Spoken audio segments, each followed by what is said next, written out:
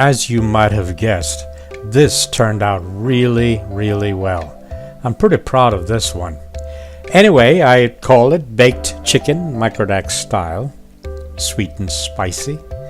So, ready to get started?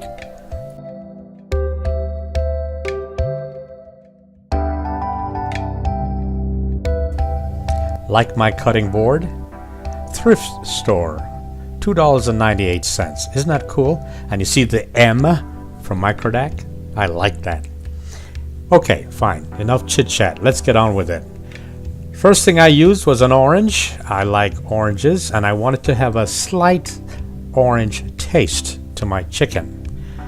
Next thing I used, of course, were spices such as you can see, onion powder, garlic powder, and thyme powder. What I should have done, I should have used the real stuff, but I'm a little pushed for time today. I have some voluntary work that I need to do. Now, I show you salt and pepper here, but I didn't use any salt and I did not use ground pepper. But I showed you because it's your choice, and when it comes to cooking, be creative. Also, I'm showing you onion, garlic, and Scotch bonnet pepper. I used onions and I used Scotch bonnet pepper. I did not use garlic because I had used garlic salt previously. Okay. Next to magic ingredients, ketchup and brown sugar, dark brown sugar, because remember it's called sweet and spicy. So the brown sugar added the sweetness to it, and the ketchup was simply a medium to carry the ingredients on top of the chicken. That's it. As you can see, I use an aluminum baking dish. These things, they come 3 to a package, and they're very inexpensive in the dollar store. So when you go in the dollar store, look for these things and you'll find them. Very convenient too. So this is the chicken I used. It said all natural. In other words, I wanted to use a chicken that did not employ or use hormones or any artificial stuff. I don't know if this is true or not, but I felt comforted in reading that all natural on the package. It's just me, but I like to separate my food from the aluminum, so I put a lot of onions, maybe a quarter of an onion on the bottom. And then what I did was I used soy sauce. That's right. That was my seasoning for the bottom. Okay. So once I placed the onion at the bottom, I simply poured in some soy sauce because I wanted it to have somewhat of a flavor. Now, when it comes to chicken, I handle the chicken in the sink after I disinfect the sink. And then I limit the amount of surfaces that the chicken will touch prior to cooking. I use this deep dish to do things such as put the chicken in. I will add the seasoning while it's in the deep dish, as you can see. I added, the spices I told you about before, the garlic, onion, and thyme, all in powdered form, but I should have used something like the real stuff. If I had the time, I would have done that.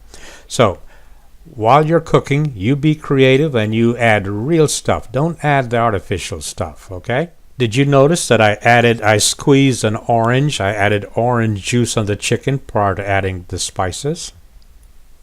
Yep, that was orange juice. Anyway, now that it's all done, I wrapped it all in with aluminum foil on the top. As you can see, everything is in. The chicken is sitting on a bed of onions with soy sauce. Then there's orange juice, and I added the garlic, onion, and thyme in powdered form. Then in the oven it went for 30 minutes at 400 degrees. This is the initial baking time, the initial way that I baked the chicken. Okay, so while that's in the oven, I then concentrated on my sauce. Remember I showed you the orange juice that I squeezed on it? That was from a real orange. The actual pulp from the orange I put in a blender, as you can see. Then I added about a half a cup of sugar. I probably could have added more or should have added more to get it sweeter. And you see that little yellow thing in the back? That's Scotch bonnet pepper. Oh yes. And once that's all in, I added some ketchup, regular ketchup. Now, if you like spicy sauces such as Jack Daniel's sauce or something, you may want to do that to add your own creativity to it all. In addition to that half a cup of ketchup, of course, the blender went on and it was all blended all together. 35 minutes later, of course, I pulled the chicken from the oven. That's what it looked like right there. And then I added the sauce. I was very generous in adding the sauce to the chicken. Everything went on top of the sauce there, as you can see. Now, here again, I probably could have added more stuff to the sauce. This is where you have to be creative yourself. Then I added the aluminum foil, put it back into the oven for another 35 minutes. You really don't want to play with chicken. I would rather to see you overcook the chicken than to undercook a chicken.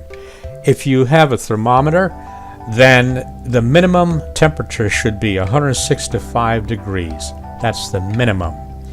Here, I think it's 184 degrees, so I'm pretty safe, and that's the interior of the chicken. And then voila, here's my chicken. It was good. It could have been better, but it was very good. Thank you very much.